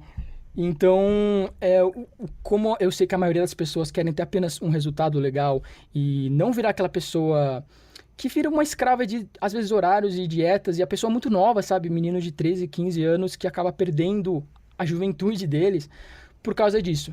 E eu sempre falo isso, sabe? Faça as coisas do jeito que você quer, busque os seus objetivos ao máximo, não desista deles, mas lembra que você tem pessoas ao seu redor que te amam e você tem que dar atenção para eles também e não só para esse objetivo, sabe? Elas vão te ajudar. Isso tudo é muito importante. A gente tem uma saúde psicológica e uma saúde física ao mesmo tempo, O né? que você está Então, falando é é isso. do fardo de cada um, tá? Então, o que que é o fardo de cada um? É você ter e saber das dores e delícias de saber quem é você. Aí, o que a gente tem que separar? Ah, A dieta variável, ela funciona, mas ela funciona como se fosse uma forma de você, um amadurecimento daquilo que você sempre fez. Caio, a gente não parte da exceção para a regra, a gente parte da regra para a exceção. Quando você olha a trajetória de um grande executivo numa empresa, ele começa batendo cartão, fazendo um serviço muito pouco neurológico e absurdamente braçal. Isso vai fazendo com que ele entenda os mecanismos e as engrenagens que fazem com que aquele processo todo na empresa funcione. Ao final da sua vida financeira, ao final da sua vida profissional, ele muito provavelmente é um grande diretor, às vezes até um VP, um vice-presidente. E o que, que é a vida dele? Ele não tem horário para nada, só que em 5 segundos ele acha uma solução para o problema que se apresentou, porque ele acumulou muita experiência. A alimentação não é diferente disso. As pessoas elas querem seguir, às vezes, alimentações como se fosse uma coisa messiânica. Então, eu só como por intermittent fasting. Eu só como por nutrient timing. Eu só faço pulse feeding. Eu só faço carb backloading. Não é assim. Não existe dieta que funciona mais que a outra. Existe alguma coisa que é adaptada para uma pessoa e que nessa pessoa vai bem. Você pode tentar copiar, mas até você copiando, vai demorar um tempo para aquilo funcionar para você. Então, assim, o que eu pondero para você? Hoje, a dieta variável para você é uma coisa que funciona muito bem. Só que a gente não tem garantias para saber se quando você começou a entrar nessa rotina, ela funcionaria muito bem, porque você não teria maturidade para levar ela do jeito que você falou. O que é maturidade? É quando você falou, pô, eu não estou aqui para bater, eu não sou obrigado a comer uma pizza se eu não quiser, tá? O que quer dizer essa maturidade? De forma geral, ela é praticamente que você não usa o alimento como uma forma de afeto. O que faz uma pessoa se tornar fora do peso? É quando ela olha para o alimento e esse alimento ele se torna uma desculpa. Então, se ela está sozinha, ela come que ela está sozinha. Se ela está com alguém, ela come que ela quer comemorar ou celebrar a presença desse alguém. Se ela está nervosa, ela come para se acalmar. Se ela está calma, ela come para se satisfazer. Se ela está assistindo TV, ela come porque ela está assistindo TV para passar o tempo. Se ela não está fazendo nada, ela vai comer para ter alguma coisa que fazer. Esse é o uso afetivo do alimento. Isso não é você usar o alimento de forma sábia. Isso é você usar o alimento de forma emocional. Não é para isso que o alimento foi feito. O alimento feito foi para te nutrir, né? Quando você aprende a como utilizar o alimento para te nutrir, você pode fazer isso da maneira que te convier para que isso funcione bem para você. Então, assim, para você, uma dieta variável pode funcionar muito bem. Para mim, uma dieta, sei lá, de nutrient timing pode funcionar muito bem. Só que, quando a gente parte para um físico muito específico, a gente começa a ter que padronizar a forma da gente se alimentar. O que é importante a gente entender, por exemplo, no fisiculturismo? Você não está lidando com pessoas obesas, você não está lidando com pessoas com sobrepeso. Você não emagrece elas tirando nutriente. Você tira nutriente do cara que come muito errado. Então é aquele cara que é o gordão, que consome 30 mil calorias por dia, que passa a consumir 15 mil, que é uma caralhada de caloria, e aí ele deixa de ser 170 quilos e passa para 130. Isso não quer dizer que você, com 90 quilos ou com 100 quilos, vai perder e vai chegar com 60, né? O sujeito que é do fisiculturismo, que é do bodybuilding, o que ele tem? Ele tem um organismo que está extremamente adaptado a lidar com energia. E lidar com energia significa que essa energia ela não pode faltar e não pode sobrar. Se ela sobrar, o corpo entra em estresse e tende a reservar para uma reação inflamatória que é deflagrada. Se essa energia faltar, o corpo entra em estresse também. Por quê? Ele entende que existe uma carência energética. O que ele faz? Continua gastando energia até morrer? Não, não é isso. Ele continua fazendo com que você tenha um gasto de energia que seja proporcional ao que você tem de oferta. E nessas condições, o que você percebe é que quanto menos energia você consome, menos velocidade metabólica que você tem e menos gordura você oxida. É lógico, se você está faltando com energia para o seu corpo, você acha que seu corpo vai gastar ou guardar? Vai guardar, vai jogar a massa muscular fora e vai fazer com que você concentre gordura. Por isso que você vê algumas pessoas, principalmente errando no final da competição, no final do preparo para a competição. Às vezes a pessoa ali, 2, 4 semanas antes da competição, estava com um físico lindo, cheio, volumoso, estriado. Aí, de repente, você olha antes da competição e fala, nossa, mas esse físico tá um lixo, o que aconteceu? Por quê? Ah, então eu melhorei, então eu vou comer menos. Ah, então eu melhorei mais, vou comer menos ainda. Não, você está fazendo aquele Uhum. físico entrar em estresse. E isso que é Às vezes o cara sabedoria, tenta, entre aspas. às vezes o cara tenta melhorar aquele 1% e acaba retrocedendo 5, 10. né? Às vezes É, 10, por e quê? Fala, o pode que você perguntar. falou são muitas coisas que eu falo no meu canal mesmo. Foi muito legal você ter falado isso até. Porque eu sempre falei assim, como você falou, não quer dizer que porque essa dieta funciona pra mim, que imediatamente todas as outras são um lixo, são inúteis, Né, você não está né? Eu falando mal de até nenhuma, você está falando que essa funciona para você. Exatamente. Isso isso. é um E amadurecimento de você comportamento. e você sempre vai ter que adaptar, seja a estratégia que você use, você sempre vai adaptar ela para aquela pessoa, né? Você não pode pegar, vamos dizer assim, né? Pessoas que usam cardápios, tá ali o Word, Uhum. você vai comer isso, é uma estratégia carb backloading. Você não pode pegar aquilo e dar para a população inteira, porque Sim, 90% das pessoas vão te xingar e 10% vão te achar um deus, né? exatamente. Ah, tá fazendo o que eu E quero, eba. exatamente. Então você sempre vai ter que jogar, aprender, e realmente é o que você falou, ter esse amadurecimento, né, para você começar a entender como que eu escolho meus alimentos, como é que eu uso, porque eu, por exemplo, eu quero um desempenho bom na academia e uma recuperação boa muscular, né, vamos dizer Perfeito. assim. Então eu vou tentar, da maneira que for, escolher esses nutrientes para que isso aconteça. Então talvez eu, por exemplo, treino bem quando eu tenho uma carga de carboidratos, eu já sei mais ou menos a quantidade que eu gosto e quantas horas antes do treino e qual tipo de fonte de carboidrato que me faz bem, né? Uhum. Então, se às vezes um cara fala para mim, ó, você vai comer aveia 1 hora antes do treino, essa quantidade não vai ser o ideal para mim, talvez, né? Eu talvez não seja o que eu quero. Vamos E falar isso um que eu pouquinho gosto também. diferente. Não vai ser para mim o ideal hoje, porque tem isso, Caio. Às vezes a gente Uhum. muda, o físico da gente está em constante transformação e adaptação. Ah, O que com diz a lei certeza. do treinamento que você estuda? Treinamento é um ganho de aptidão física em primeiro lugar, que é o que eu faço aqui no consultório. Eu não faço ninguém ganhar músculo, eu não faço ninguém perder gordura. O que eu faço é criar condições e estratégias junto com a minha equipe, um nutricionista, um treinador, um psicólogo, tá? Um fisioterapeuta. Eu crio estratégias para que essa pessoa tenha um aumento progressivo de capacidade física, porque o físico é um reflexo da capacidade física que você apresenta. Então, quando você olha para mim, 113 quilos, 50 e tanto de braço, o que, que isso quer dizer? Do ponto de vista de formato, nada. Você vai saber isso quer dizer quando você, como treinador, for me levar, por exemplo, numa academia, e falar assim, Paulo, a gente vai fazer um treino de cluster 7 e eu superar a expectativa que você tem. Fala, porra, você consegue trabalhar 80% de um RM, 4 repetições, 5 repetições, que impressionante. É isso que faz a diferença. Então, isso daqui que se vê na realidade, ele é um efeito colateral, ele não é o objetivo. Né? Quando a gente senta e vai pensar como eu vou modificar o meu físico, você tem que pensar como eu vou modificar minha função. A dieta é fundamental nisso porque ela permite que o exercício ocorra, permite que a recuperação aconteça e permite que a adaptação exista. Quando você pensa no exercício, você pensa em informação. Então eu vou lá, dou uma informação tensional para o meu músculo. Ele entende aquela tensão como se fosse uma informação modificadora da estrutura. Se eu for lá e fazer um exercício aeróbio, eu estou dando uma informação metabólica. Então ele vai fazer o quê? Ele não vai mexer com a estrutura, ele vai mexer com a parte enzimática do meu músculo.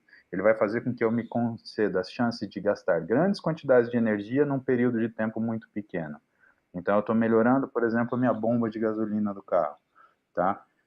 Quando você domina esses conceitos, e isso você domina quando você gosta do esporte, é isso que me fascina no culturismo. Às vezes você pega um cara que não tem instrução nenhuma, Caio, só que ele tem noção, ele fala até português errado. Ah, essa proteína aí não absolve, só que ele tá certo do ponto de vista bioquímico, bicho. E isso é sensacional, isso é fabuloso.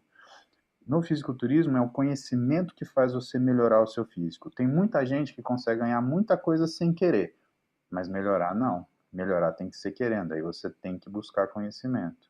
Essa é a parte bacana. E por isso você tem que entender que ninguém é estático. Hoje é assim. amanhã pode não ser. E essa flexibilidade, ela tem que existir para você entender que 2 meses depois de você avaliar uma pessoa e recomendar aquilo que você acredita ser a estratégia para ela evoluir, ela já é outra Uhum, pessoa, funcionando com ou certeza. não, ou atingindo ou não o objetivo que você gostaria.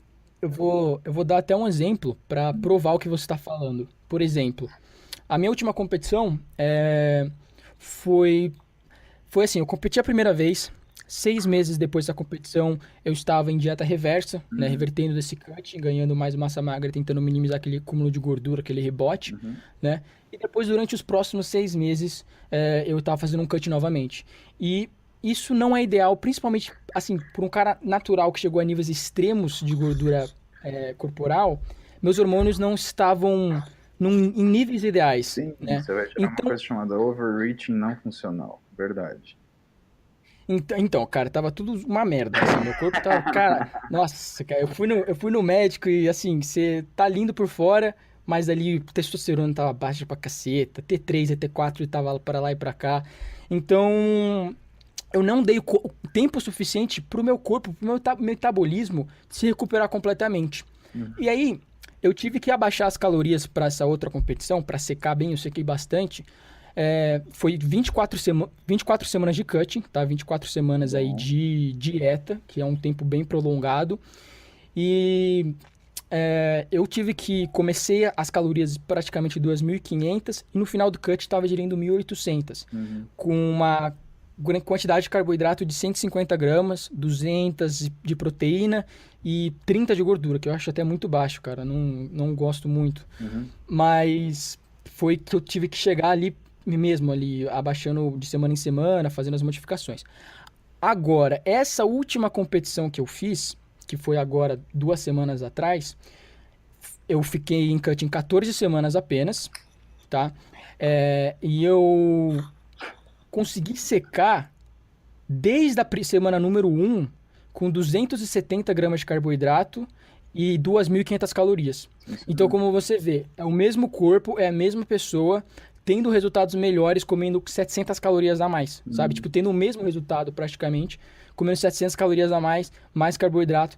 Por quê? Eu acredito, eu posso estar errado, você pode dar sua teoria aí, mas primeiro de tudo, eu fiz um off-season de 2 anos, onde eu tive mais tempo para recuperar meu metabolismo, né? Comecei a treinar ele a talvez consumir mais calorias, porque no off-season eu realmente estava consumindo 3.000 em média, Uhum. 400 gramas de carboidrato, né?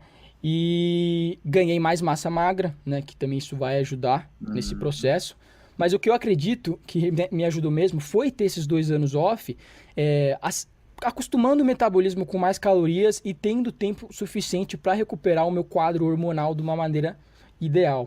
Isso é verdade, Mas é o mas que você você tem que falou. entender o seguinte, que na realidade, o que que é o off, né? Por isso que eu brinquei com você, tem cara que chega aqui e fala que tá em off e tá em never, né? O off é o período onde a dieta segue o treino. Então você nunca restringe a dieta se o treino ele estiver evoluindo. Por quê? O que que é o off, Caio? O off é o período onde você ganha força que você vai transformar em resistência anaeróbica na fase de preparação. Então, assim, faz sentido você fazer um drop set, por exemplo, com 10 quilos no supino? Não, não faz. O mínimo, você não tem força nenhuma. Você cria uma força para fazer 40 quilos supino para depois você fazer um drop set, tá? Faz sentido o cara que não tem um preparo de base num exercício ou num treinamento de força e treinar exatamente igual ao fisiculturista profissional? Não faz o menor sentido, porque o fisiculturista profissional ele trabalha em resistência anaeróbica, ou seja, ele consegue fazer trocentas repetições com uma carga que a maioria das pessoas faria duas ou três. Então, no off, você é, entre aspas, obrigado a oferecer a quantidade calórica para que o trabalho seja realizado. Quando você entra em pré-contest, e aí o tempo que você selecionou é exatamente esse. O do Eduardo Corrêa, por exemplo, a gente começa a preparação dele com 22 semanas, tá? Mas o tempo que a gente faz em off, o que, que a gente faz quando entra em pré-contest? A gente pega toda essa força que foi gerada e a gente coloca dentro do treinamento do culturista. E o que, que é um treinamento típico de culturista? Aí a gente estava falando com o Belmiro de Salles, ele gravou para a gente um vídeo lá no canal da Max, e a gente estava falando sobre o treinamento de culturista, e a gente chegou à conclusão que uma das coisas mais praticadas, que tem uma tendência a ter uma eficiência melhor, é uma periodização reversa. né? Então, na fase de preparação, você faz com que caiam as calorias para que você tenha uma perda de gordura progressiva, né? E o exercício ele não é para criar capacidade física, é para usar a capacidade física que foi criada para fazer a modificação anatômica. E aí a gente vai trabalhar, sei lá, 8 a 12 repetições máximas. Não é que eu vou escolher um peso para fazer 8 repetições, não. Eu vou trabalhar 8 a 12 repetições máximas. Aquilo é o máximo número de repetições que eu consigo fazer com aquela carga, né? Seria um 8 a 12 RM. Por exemplo, só que hoje, com as técnicas de intensificação, então você fala, por exemplo, em strip set, drop set, up set, você cria uma realidade diferente nessa situação, porque você consegue ter um treino de pré-contest onde a carga não caia. Isso é importante. Por quê? Porque o que dá a textura do músculo, aquela sensação de hardness, é a carga que você coloca. Pode ver que os caras que começam a fazer muita repetição no finalzinho, não, estou na fase de secar, 15 repetições, 20 repetições, e deixam de fazer força, ele fica com aquele físico que é pouco denso, é aquele músculo meio Cara, balãozinho. eu te amo por falar isso, porque eu vivo falando isso. A galera sempre fala assim, Caio, no cutting você muda o treino? Eu falo, eu não mudo, assim, porque eu combino, ou até uma das perguntas da entrevista era qual que seria a importância do treinamento de força para um fisiculturista. E eu sempre, nos meus vídeos, eu sempre ensino a fazer o agachamento de uma forma correta, o supino de uma forma correta, porque esses exercícios compostos são quando eu uso técnicas wave loading, técnicas mais de força que você falou, dá esse hardness que a gente usa com uma carga mais pesada. O pessoal fala, nossa, o Caio usa muita carga, né? Tipo, o cara é muita... E uma das coisas é que eu venho treinando dessa maneira há muito tempo, né? E o treino de força, que ele é? Adaptação neuromuscular, neurológica, né? Então, e ele também é muito específico, pelo que eu li na literatura, ele é muito específico àquele rep range, aquele intervalo de repetições. Então, se um cara tá fazendo treino de força de 5 repetições, ele vai ser muito bom em levantar carga de 5 repetições pesadas. Pode ser que 2 repetições, com certeza ele vai levantar mais carga que 5, mas não que um cara que treina fazendo 2 repetições, ou um cara que treina fazendo 10 repetições vai ser específico. Melhor. É bem Exatamente. específico. Agora, o que você precisa lembrar no meio desse raciocínio? Que em relação à hipertrofia, hoje o que a gente sabe? Que na literatura, pelo menos, ela mostra que os melhores trabalhos são aqueles que são levados até a falha. Então, assim, não adianta simplesmente, então eu vou programar uma carga para 5 RM.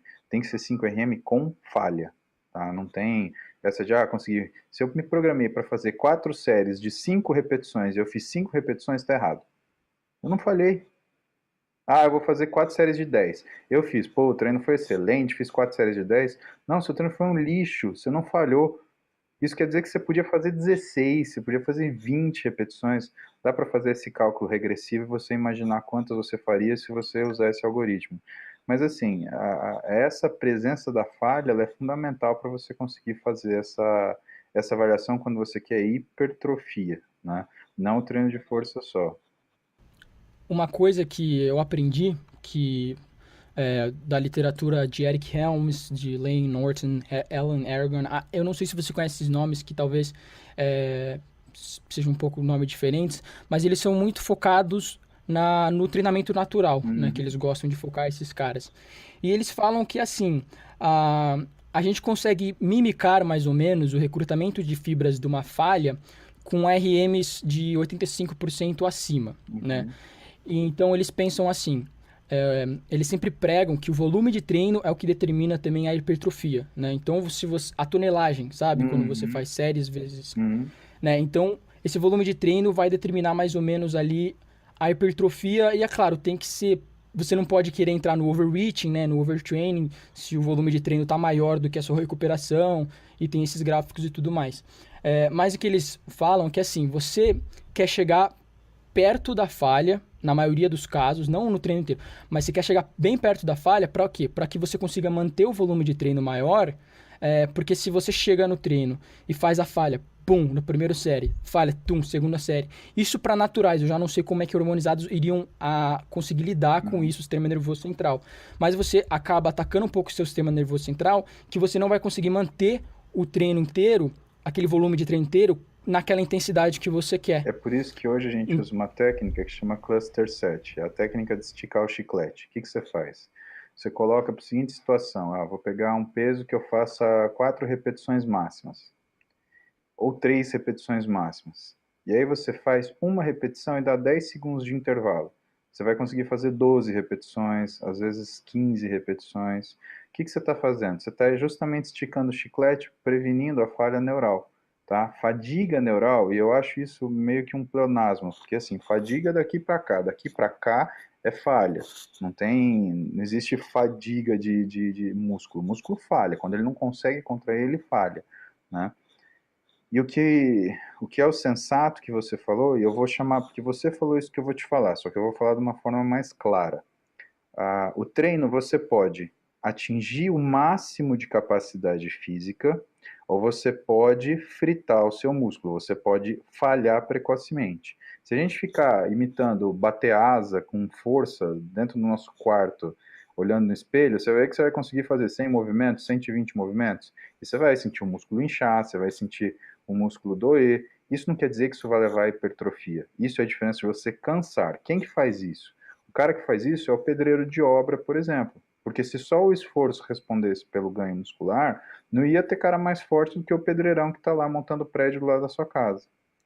Agora, quando a gente fala em treinamento, o que a gente precisa pontuar? É aí que olhar exame de sangue ajuda muito a gente aqui, tá? Você pode treinar, ou seja, você pode imprimir um volume de treinamento até que você atinja um momento onde o seu corpo não resista mais recuperar. A gente tem uma coisa aqui que chama núcleo ventromedial do córtex pré-frontal. Ele determina a sua vontade, a sua volição, tá? Aquilo que te capacita a realizar coisas, tá? Quando você lida com isso, que outro nome disso é iniciativa, você é capaz de fazer aquilo que você quer fazer, mas nem sempre o seu corpo é capaz de recuperar-se daquilo que foi feito, tá? Às vezes você não tem condição biológica, fisiológica, bioquímica de realizar um trabalho, mas a sua cabeça funciona.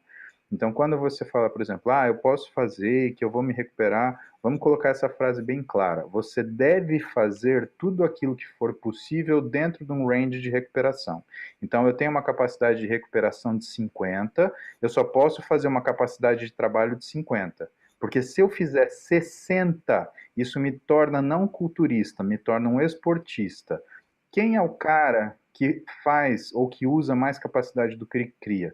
É o esportista, por exemplo, um jogador de futebol, ele treina musculação? Treina. Ele cria um tanto de capacidade física. Aí ele pega essa capacidade física e ele aplica no futebol. Só que o jogo é extremamente extenuante. Então o que você faz? Ele cria 50 aqui, ele gasta 60 aqui. Por isso que ele não hipertrofia, por exemplo. Uma das razões. Ele vive em overreaching funcional com uma adaptação que é criada para ele realizar trabalho. E o culturista, ele cria essa capacidade física, só que aí ele recoloca ela no treinamento. Então ele treina para treinar mais. O fisiculturismo ele é um estilo de treinamento que encerra em si mesmo. Então você não treina para você necessariamente ficar de um jeito, você treina para conseguir treinar cada vez mais. E precisa de muito cuidado para você entender que você só deve treinar para o culturismo aquilo que você é capaz de se recuperar, senão você está fazendo um uso esportivo da sua capacidade física. E não é esse. Você faz uso esportivo da sua forma física. Para você fazer uso esportivo da sua forma física, sua capacidade física ela tem que ser preservada de uma forma onde ela incremente ano a ano, só que para você fazer isso, você tem que criar uma rotina de treino que você seja capaz de se recuperar com eficiência para se adaptar com a necessidade que você precisa. Perfeito, cara, perfeito. Pô, legal mesmo.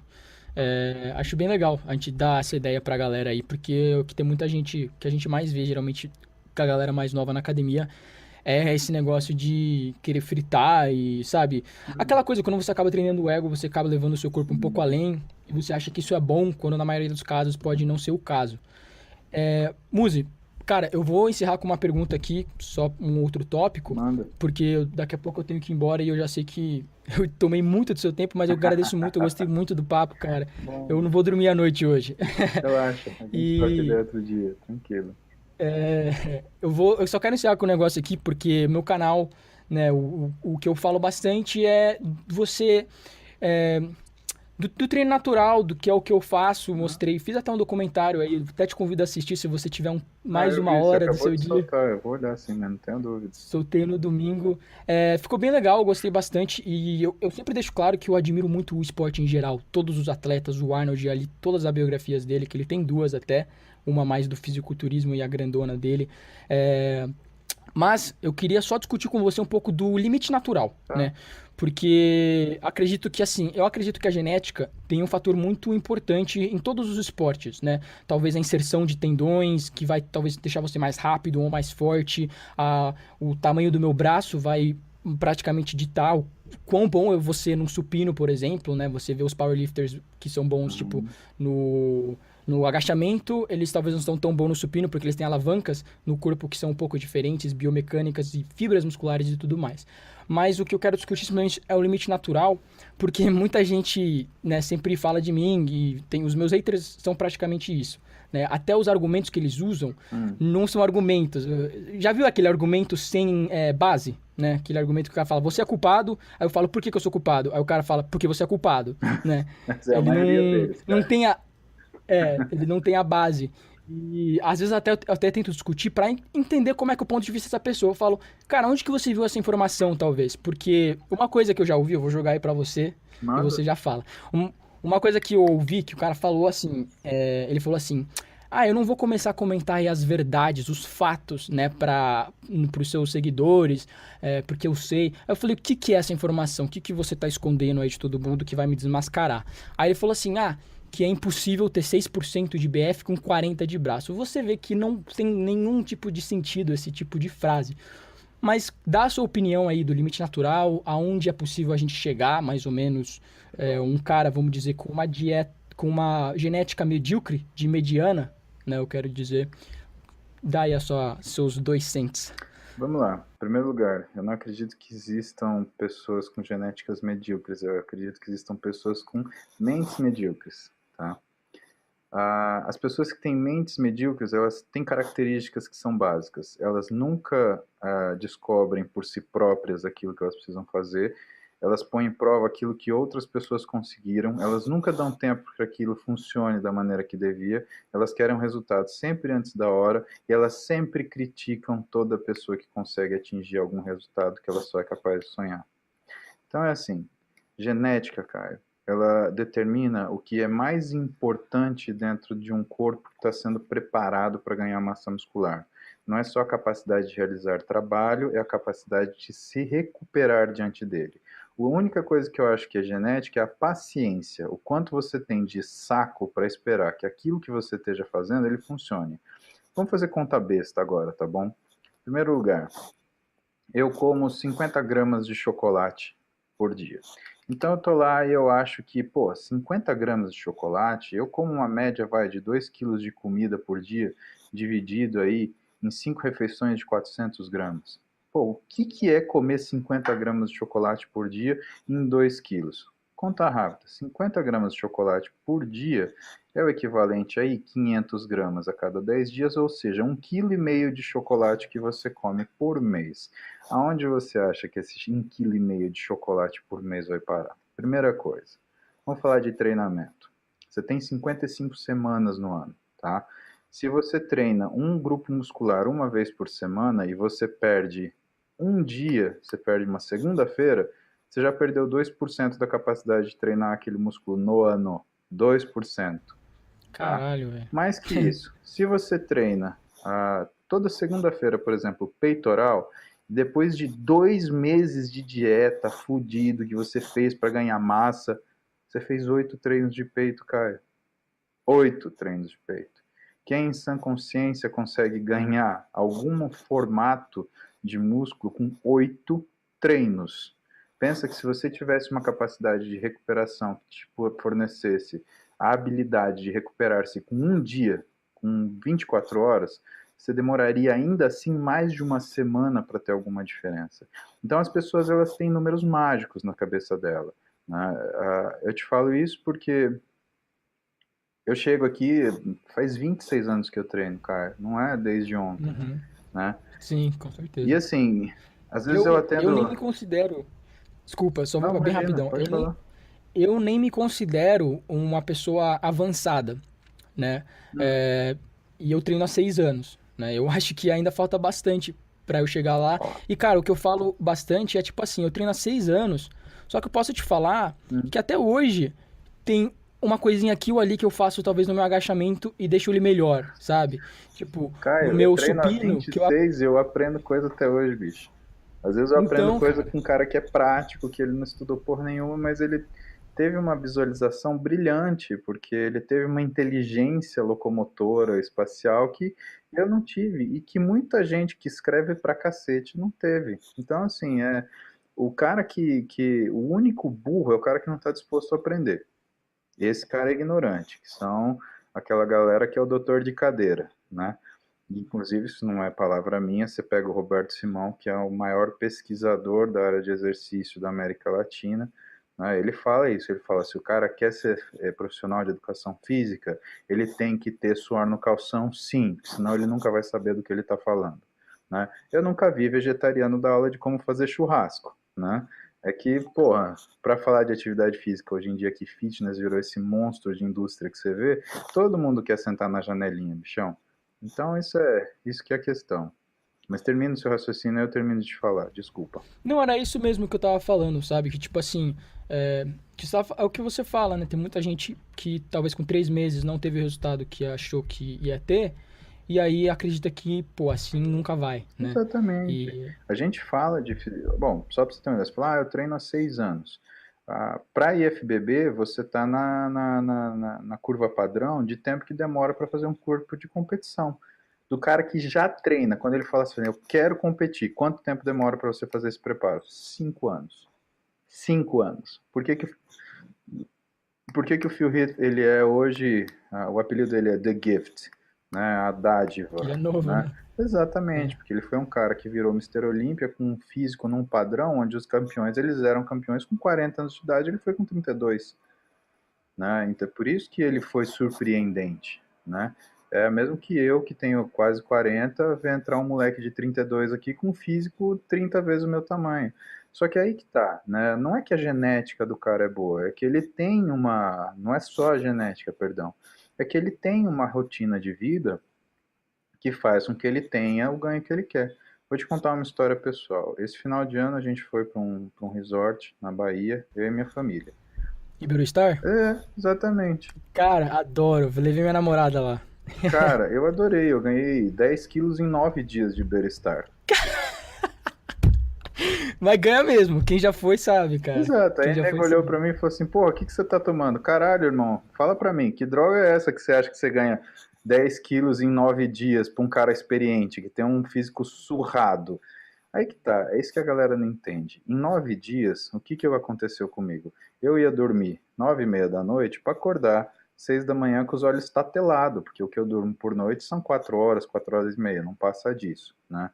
E assim, você bota o cara que dorme 4 horas e meia para dormir 8, ou seja, o dobro, em 9 dias é como se ele tivesse dormido um mês. O que aconteceu com o meu físico? Começou a ganhar peso que eu não segurava mais. Não chegou a dar uma semana lá, minha mulher olhou para mim e falou: Que porra é essa que você tá fazendo, velho? Que físico é esse? Que é isso? Eu falei: sei lá, tô dormindo, né? É outro esquema. Então, assim, eu sei que eu não vivo numa condição ideal para minha fisiologia, para minha rotina. Por que que eu não volto a treinar hoje? Porque hoje eu não tenho condição de colocar o meu melhor. Caio, eu sou médico. Eu tenho um monte de receita controlada aqui do meu lado. Se eu quiser sair carimbando até urânio para mim, eu posso. Agora, adianta. É essa que é a sabedoria e o conhecimento. O cara que tem o conhecimento, ele fala assim: Paulo, mas você pode fazer o que você quiser. A questão não é poder. A questão é saber se aquilo vai funcionar, se aquilo é necessário e se aquilo tem utilidade. Se eu fizer uma coisa dessa hoje, Caio, é só porque eu quero, mas não vai funcionar comigo. Não adianta. Se eu fosse me atender, e às vezes eu faço esse exercício, eu ia virar para mim e falar assim: Paulão, brother, vai dormir. Enquanto você não dormir, eu não tenho o que fazer por você. Sinto muito. Então, o que que é meu dia a dia? Meu dia a dia é desenhar esquemas, por exemplo, que eu consiga viver na melhor forma possível, dormindo 4 horas e meia. Eu estou trocando ideia com você, mas, por exemplo, sexta-feira eu pego um avião 10h15 aqui em São Paulo, chego em Belo Horizonte às 15 para meia-noite, dou aula em Belo Horizonte das 8 às 6 da tarde. Eu dou aula num curso de pós-graduação para médicos, em medicina esportiva e nutrologia esportiva. Aí eu dou uma palestra em Belo Horizonte das 8 às 10 da noite. Aí no domingo eu dou aula nessa mesma turma de novo, às 8 da manhã até meio-dia, pego o avião 3 da tarde, chego em São Paulo às 5 praticamente, e segunda-feira eu tô trabalhando normal, Caião. E aí no final de semana seguinte, eu faço a mesma coisa, só que pro Rio de Janeiro. Aí eu vou pro Rio de Janeiro na sexta, dou aula a sexta inteira, dou palestra no Rio na sexta à noite, no sábado à noite, domingo de manhã dou aula no Rio, e assim vai. O que eu vou ficar me enganando, ficar enchendo a cara de um monte de coisa, pra quê? Pra estar aqui no vídeo com você, com uma pele de jacaré, com uma voz fanhosa? Porra, velho, é isso que a galera não atingiu a maturidade de dizer, de entender que o básico é o básico e precisa ser feito. Você olha pro cara que fala que treina pra caralho, não sei o quê, o que ele faz? Ele se esforça na musculação, ele não treina porcaria nenhuma. Você vê, tudo bem, qual tem sido a sua progressão no aumento de carga? Não, eu até aumento, tudo bem, mas o quanto essa progressão de carga interferiu na sua capacidade de volume de treino? Aí o meu treino caiu. Bom, então você não está conseguindo equilibrar as duas coisas, você não está treinando, você está trocando 6 por meia dúzia. Você faz Exatamente. dieta? Eu faço, mas eu tenho dia do lixo. Velho, você tem dia do lixo, você está com corpo lixo, alguma coisa você está fazendo de errado. Tira o dia do lixo. Né? Até cara. porque o cheat meal não foi feito para isso.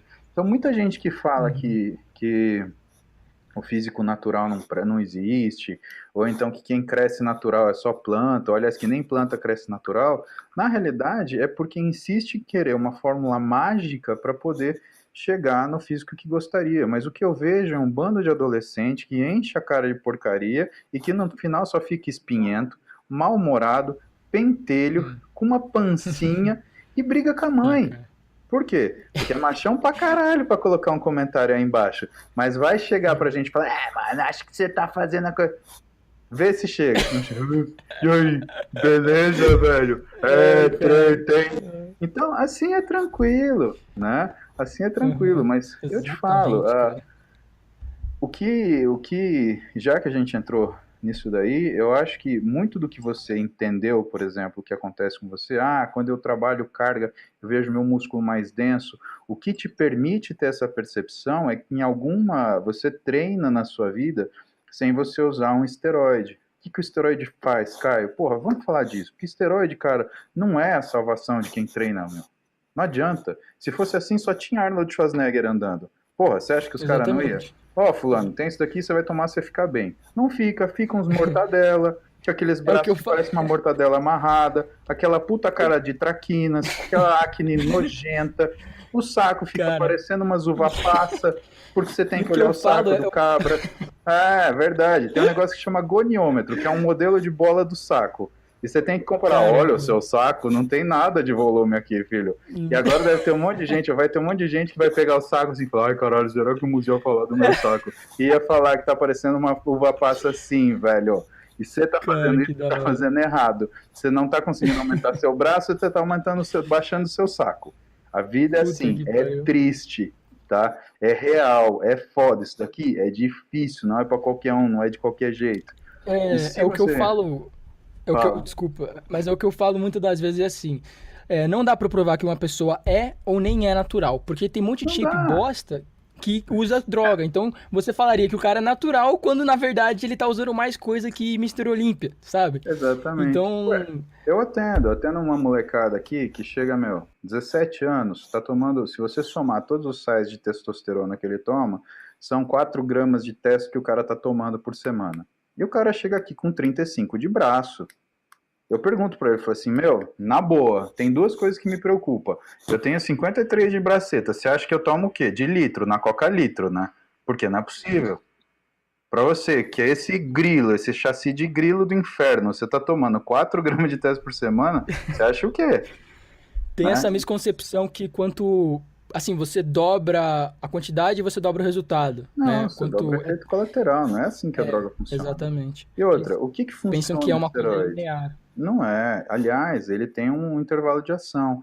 que o esteroide funciona, na realidade? O esteroide ele é um adaptogênio, ele aumenta a velocidade de recuperação. Ou seja, até o esteroide, ele é treino e dieta dependente, porque se você não faz a dieta correta, você não consegue energia para realizar um treino decente. E se você não faz um treino decente, você não leva a quantidade de informação adequada para o músculo, ele não tem estímulo para se modificar.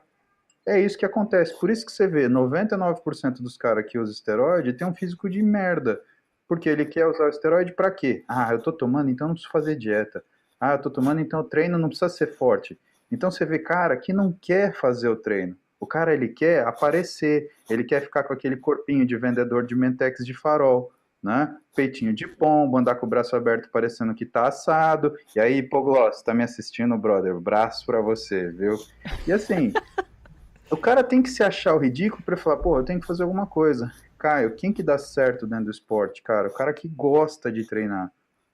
É o cara que você pergunta, meu, por que que você faz isso? Ele fala, porque eu gosto, eu não sei o que eu faço. Quem que você te inspira?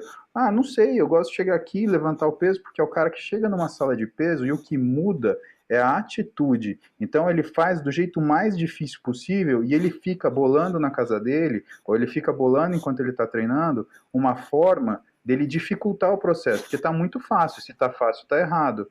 O que 99% dos caras fazem? Eles bolam um jeito de pular o treino. Aí vem com aquelas histórias, eu tô treinando baixo volume e alta intensidade. Porra nenhuma, tá pegando um peso que faria 1000 repetições, tá fazendo 10. Ah, deu 10. Aí já vai fazer 3 séries de WhatsApp, o Lazarento. Fica lá, incomodando no aparelho ainda. Cara, eu quero te dar um abraço agora, cara. Dá um abraço aqui. É o que, é o que eu tento falar, velho. E você realmente resumiu tudo aí em 5 minutos agora, meu. Não tem nem mais o que acrescentar. Acho que deu uma mensagem. Por isso que eu falo que você não pode desistir. Você tem 23, não é isso? Um dia você vai ter 37, 38, que nem eu. Tá? Hoje, o que me ajuda? Quando o argumento do cara cessa e ele fala pra mim, eu acho que é porque é. Aí você pega, põe a porra da patola na cara do malandro e fala assim, beleza, então explica isso, otário. Aí não tem argumento, aí você tá usando uma porra de um argumento igual a dele. Então por que você não tá assim? Você não é o gênio, você não é o foda, você não é o cara que manja de tudo, o bioquímico das paradas, e não tem formação nenhuma. Vai lá, me explica então, por que você tá aí com esse físico de grilo, né? A coisa é simples. Então continua, meu. Você está no caminho certo. Isso é o que faz com que você tenha a percepção das coisas que você percebe que são úteis para você. Você não tem fator de distração. E aqui, às vezes a gente precisa se rebentar de algumas formas para você voltar a perceber o que são as coisas que têm valor para você. O fisiculturismo, ele não é diferente. E você precisa de muita inteligência e muita maturidade para você fazer o que é necessário. Porque quando o cara ele treina porque ele gosta, ele também faz isso de forma condicional. Ele treina o que ele quer, do jeito que ele quer, a hora que ele quer, o quanto ele quiser. Pode ver que o cara que treina e tem um puta resultado, ele treina o que mandaram ele treinar, o que falaram para ele precisa. Do jeito que mandaram ele treinar. Quanto ele tiver que treinar. E a hora que ele tem que treinar. Então não é discussão, é essa a diferença entre o cara que tem resultado e o cara que não tem resultado. O sujeito vai lá, dá um espirro, ele olha no Google, olha só, então ele sabe os sinais e sintomas do resfriado comum. Já que é a porra de um diploma de medicina. Vai ver se ele quer fazer 6 anos, estudar, sei lá, urologia, passar o dia lá na granja. Não quer passar, não quer ficar fazendo, não quer ficar lá palpando as coisas. Ele quer só o filé. Fica 3 vezes doente no ano, ele já acha que ele é o médico do bagulho da porra toda. Entendeu? Aqui é exatamente a mesma coisa. Isso é uma questão social, é uma questão do ser humano. Ele fica procurando formas fáceis de fazer coisas difíceis. Aí o que acontece? Ele não consegue, se decepciona. E se ele se decepciona, ele fica infeliz. E se ele fica infeliz, ele vai para cima de você encher o seu saco. Lembra que eu te falei? Que gente satisfeita não enche o saco de ninguém? Gente insatisfeita enche o saco de qualquer um. Por quê? Ele quer fazer com que você, que tem a felicidade que ele gostaria e que ele não alcança, pelo menos se sinta infeliz também, para ele simplesmente não ficar sozinho. Simples assim que a gente lida com um hater.